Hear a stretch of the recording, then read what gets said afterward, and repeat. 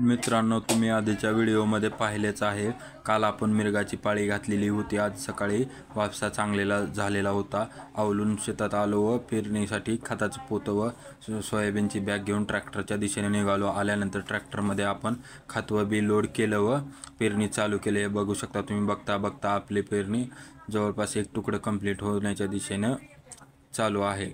मग काय हे ट्रॅक्टरच्या जवळ जाऊन थोडंसं पाहिलं, काय कुठे आपलं बी किंवा खताचा नळा भरलेला आहे का। ते झाल्यानंतर आपलं एक छोटंसं काम होतं। धाराशिवमध्ये निघालो। धाराशिवच्या दिशेने म्हणलं काम करून घ्यावं। हे बघा आमच्या गावचं आराध्य दैवत आई तुळजाभवानी।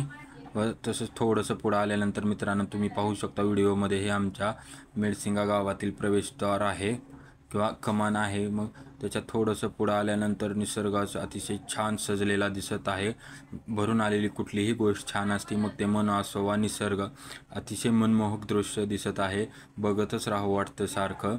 थोडंसं पुढं आल्यानंतर तुम्ही पाहू शकता आपण आता बेंबळी कॉर्नरला आलेलो आहे। हा बेंबळी कॉर्नरचा उड्डाण पूल आहे। आता आपण धाराशिव शहरामध्ये एंटर करत आहोत आणि आपलं जे काम आहे ते आपण काम करणार आहोत गेल्यानंतर।